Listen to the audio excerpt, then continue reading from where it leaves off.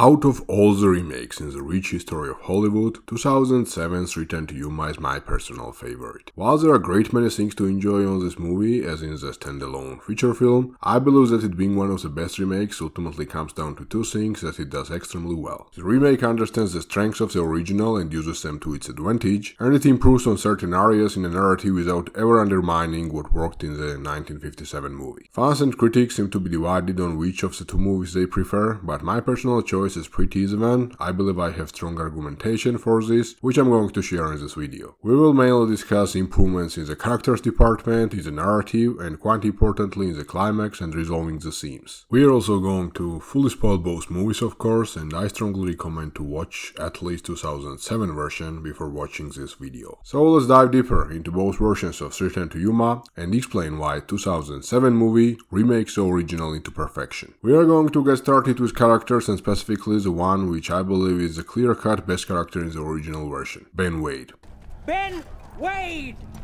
Him and Dan Evans are in clear antagonism with each other throughout the whole film, and since Dan is more traditional protagonist, many people consider Ben Wade as an antagonist in this movie. But I personally believe that Return to Yuma is actually the story with the two equal protagonists. This is more evident in the remake, but even in the original, Ben Wade drives the story as much as anybody, and arguably he has the most significant character arcs in the movie, two general attributes of the protagonist. So Ben is a legendary gangster/robber, a charismatic leader, and a charming fellow in general. He is ruthless in doing business where he needs to,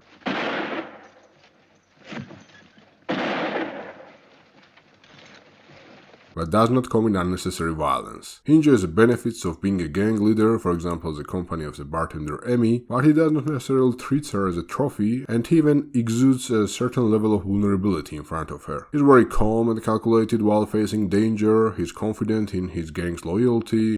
No, they are. Oh yes, they're coming. He masters power in unlikely scenarios and can really get under people's skins when he needs to. There is not much action around him in the movie apart from the opening and the climax, so other bits usually are responsible for creating tension, which they do very well. Him and Dan spend large portion of second act in the bridal suite alone, and the two men get really close with each other. When Dan delivers him towards the 310 train to Yuma, Ben is really impressed with how Dan performs, and he respects Dan's resolve to go against all odds, risking his life, when Ben already suggested easy way out for him. You just drop that gun. You let me walk out of here worth $400 to me.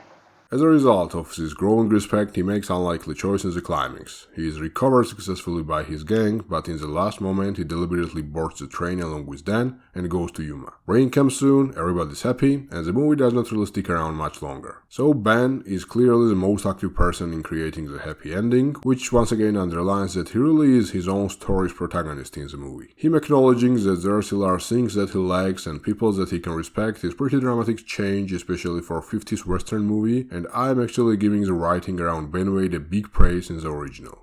Russel Crowe's portrayal of the character, however, is different. His whole demeanor is changed. Crowe delivers very deliberate, over-the-top performance. Wade being ruthless, being calm under the threat, being calculating and charismatic are still the thing in the remake, but at the same time Ben just has much more fun in the remake, usually either killing or mocking other characters. This is probably a good time to say that the remake is much busier movie. A really large portion of the second act is basically added from scratch in the remake, so there are a bunch of fresh story beats and new characters to interact with in the remake. And interaction for Ben Wade mainly means just killing them. Ben Wade in the remake can be petty. Glenn Ford's character also acts drastically if he's threatened, but it mainly comes from self-defense or self-respect and pride that somebody tries to take away. But Russel Crowe's character can kill a man because he was just being a dick to him, and take him as pleasure in doing it even if it's accompanied by serious beating administered on him. One of my favorite moments is when he casually kills the Pinkerton John McElroy when he talks shit about Ben's mom. It makes us think that Ben has his mom in real high regard.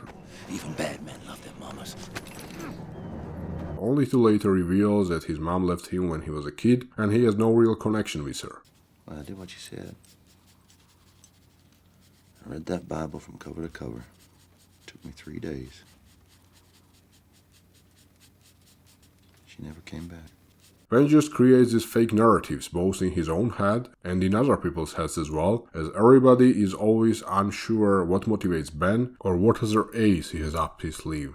The most significant change for me actually does not come from these new plot beats in the narrative. In fact, it's introduced in the very first shot that we see Ben Wade in. When he's drawing the bird and he's interrupted by Charlie Prince delivering the news that Stagecoach appeared and the operation is on. Apart from this time, Ben draws at other times which seem emotionally important to him, and I believe that while he is Tate's biggest enemy and many other things, he likes to consider himself an artist. I will expand on that when we discuss another occasions when he draws. But this introduction is important because it showcases how Ben's inner desires are in conflict with what he actually chooses to do in life. Charlie interrupting Ben in his intro scene is my mind deliberate metaphor to underline that the robberies and the gang are repressing Ben from exploring his inner self. The second time Ben draws is when he's intimate with Emma, and it also does not seem to be just Ben's kink to draw nude women after having sex with them, it's more important. We discussed how Glenn Ford's Wade is sort of vulnerable with Amy, but Remake really gets this on another level. Wade's low backstory with a singer with green eyes is essentially the same in both movies, but here with Emma, Ben suggests her to run away in Mexico and lives there together.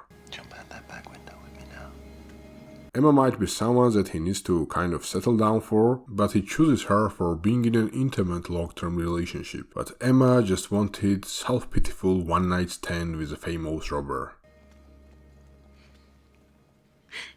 Ben is visibly devastated, but tries not to make a big deal out of it on the outside. It also marks his lowest point in the story as he's captured shortly after. The third time's a charm, and it truly is, because on the third and last occasion in the movie, Ben draws Dan on the Bible cover. The Bible, which is the most meaningful book in his life, related to his biggest trauma and also his biggest turning point in life. And he chooses to decorate the cover of this with Dan's drawing. Glenn Ford's Wade also says that, Well, at about 5 minutes to 3, Dan, we're going to be a lot closer than you think. but this drawing right here really encapsulates how Tuma really got close over the course of the few days. That inspires him to create his biggest drawing yet and provide his mark on the Holy Bible. It's really beautiful, it's revealed at the perfect moment, and it really gives a lot of texture to Ben's choice later in the climax. Now it's time to switch to the second protagonist, the one with even more significant changes in the remake. I would not call Dan Evans in the original a bad protagonist per se, but he clearly is a product of his time. Dan is this cool, stoic, local hero, basically John Wayne, also working John Wayne. He's not really a full-out gunfighter or anything of that sort. He's a family man, a rancher, a man with some financial challenges, but at the end of the day he's too cool for my liking. Guy is a clear first choice for this dangerous Fuber mission by the sheriff. You want me or don't you? Sure, we want you. Movie tries to convince us that he's challenged by his wife or his kids, but a lot of these conflicts in the family dynamics seem artificial. Dan really seems to be in control not only in his family, but even against the state's most wanted. Without his gang backing him up, Wade has to accept Dan as an equal, when he has clear advantages against everybody else. Probably the most interesting scenes around Dan are at the dinner at Evans' ranch and the bridal suites back and forth with Ben Wade. Ben really gets under Dan's skin during the dinner, and it creates good tension, and in Bridal Suite, Dan's ideology is really tested. One Heflin's brilliant performance also really sells this scene. But ultimately, Dan conquers his temptations and then does what he was supposed to do. Dan seemed like John Wayne and did what John Wayne would do. Go with a Mission Impossible approach, and while he did not completely succeed on his own, he was seemingly making it out alive. Then of course Ben jumped, train fell, and it was all for the win for Dan Evans. So this is still an interesting story. The good guy of the movie gets challenged, tested, but he still manages to overcome his inner demons and succeeds through a sheer case of determination. It is impressive and inspiring, it's just not anything new. We said that 1957's Return to Yuma was pretty innovative, but not really with Dan's character. We have seen likes of him many times. 50s just was a time where this was the most relatable, or at least the most cheered portrayal on the blue screen. But not anymore. Then in 2007's version is very different. The original opens with the robbery of the stagecoach. That's the inciting incident of the story, no reason to delay it. The remake opens with the 15 painful minutes of Evans' family instead. Authorities come and destroy the household without ever second guessing it. Dan can do absolutely nothing to stop them. He's a cripple, a shell of a man who was once maybe capable of living a decent life, a man who betrays the trust of his family, and at the same time a man who is unwarrantedly harshly judged by his said family. His wife cannot hold her growing disappointment from her stare. His eldest son openly disrespects him, even openly contradicting him in life and death situations. After the stagecoach robbery, Dan goes to town, carrying one last piece of fortune that he has left, the brooch that he was trying to snuck out of his home like a robber. He thinks about this as this selfless drastic act, but he's once again mocked in the face and has to bite the dust one more time. Hollander really says it's best.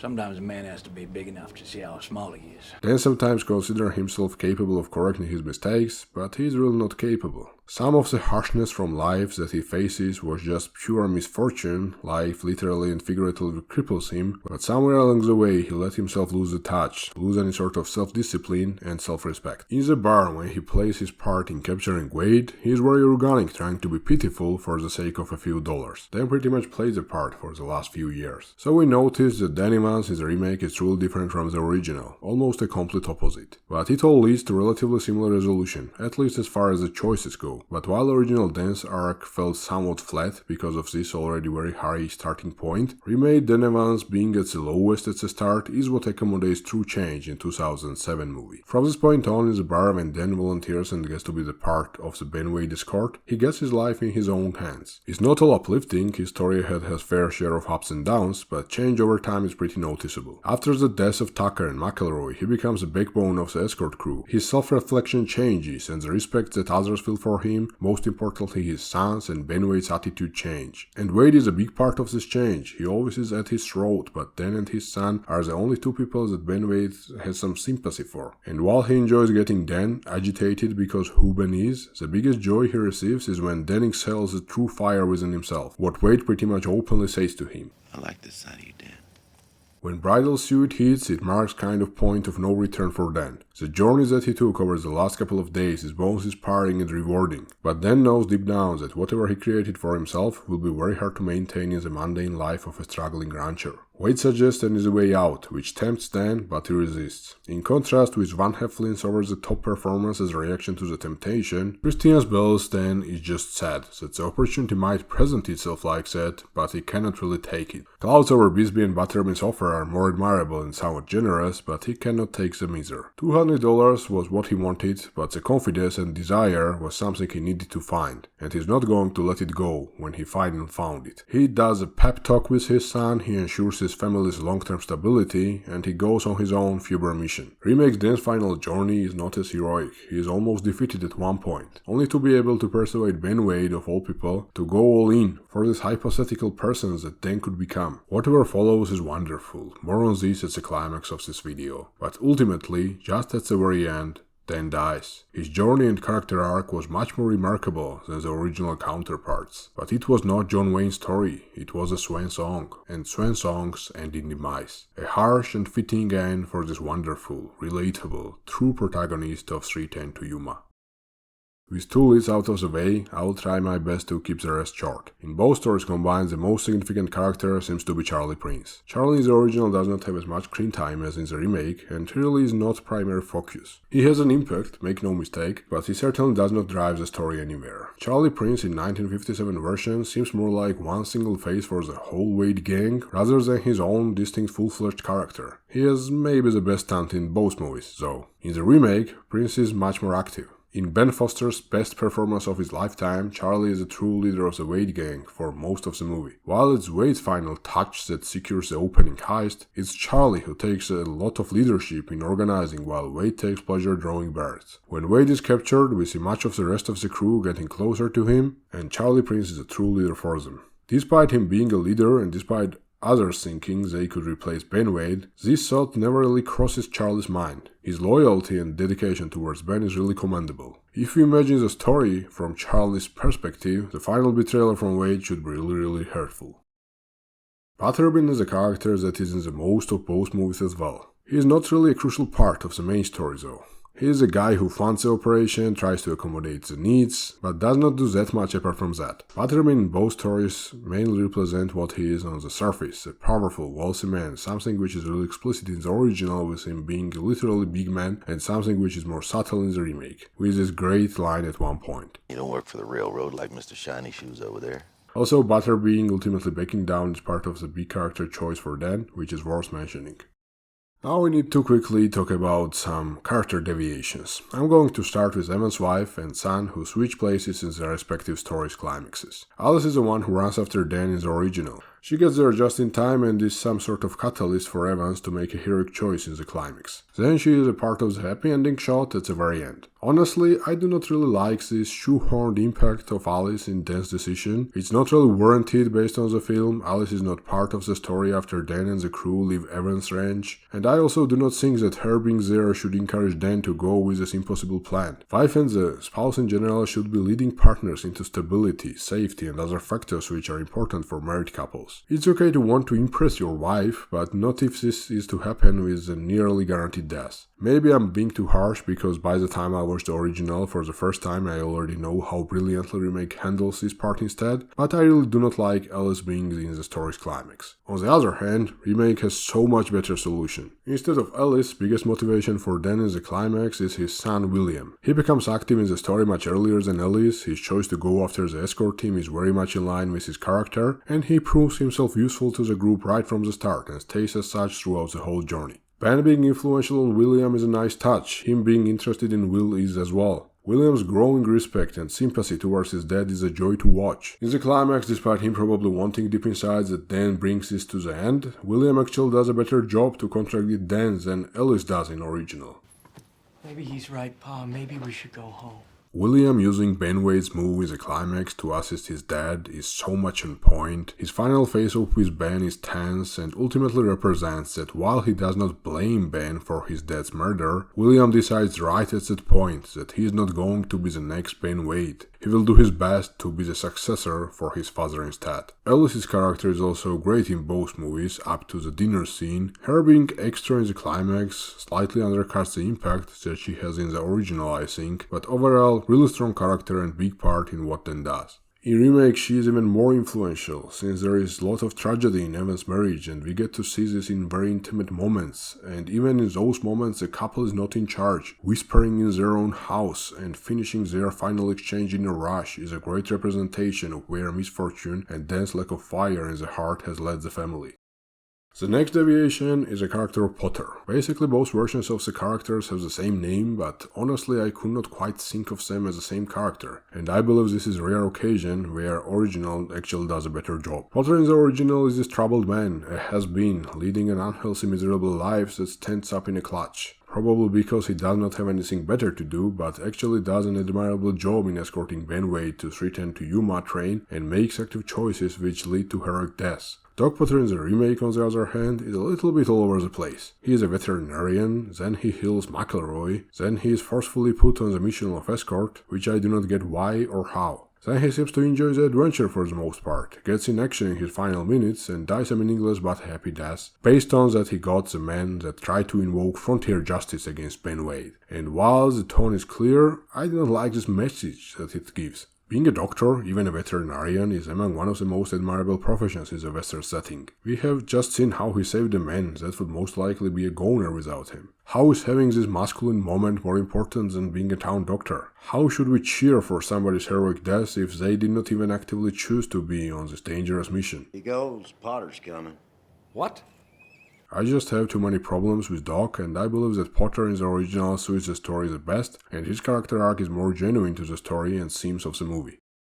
There are other additions to the characters in the remake, but most of important beats around them are actually new to the story altogether. So in this section we will just review the differences between two stories. First of all, original runtime is much shorter, there is plenty of big additions in the remake. Evan's family's financial problems are broken down a lot more and in more graphic manner. The original robbery is pretty underwhelming in 1957 movie in comparison to remake's epic battle. Since there are mostly similar or at least corresponding scenes, but then we get this huge chunk of scenes from Evan's ranch to contention, and we simply do not see any of this in the original. To be very honest, if we speak in vacuum, most of these scenes can be cut from the remake and their story will mostly remain the same, at least similar, but with that said, the journey from Evan's ranch to contention gives a lot of depth to the difficulty of the mission at hand. Original wants to make us treat Ben Wade as a legendary elusive criminal, but 3 amateurs get him to contention overnight without much difficulty. In the remake, over the course of this journey, you actually feel that even though Ben seems against the odds, he really seems to be in control a lot of the time. He personally kills 2 of his captors, both are done at the time of choice for him really, especially McElroy. He takes over when Apaches attack, and there's nobody in the capture group that really stand up to Wade, nobody except for Dan. This significant portion of the story might not be 100% needed, but it makes the movie better without a question. It increases the feel of danger from Ben, it deepens this unexpected bond between Ben and Dan, it's a lot of fun, and it is truly suspenseful. The only part which is more than questionable is when Wade is captured by guys who want to avenge death of one of their brother. It introduces some of the gray area. We are not sure if Dan rescues Ben just for the money, or if he's just against the frontier justice. It's an interesting question for sure, but I'm not quite sure that we get a definitive answer, or even if it's explored enough to be worth it. In the original, avenging brother subplot is around the stagecoach driver, killed during the original heist. It does lead to some thematic questions, tense scenes. I would say that it was an interesting plot point in the original movie, but I do not have any problem with it being left out in the remake.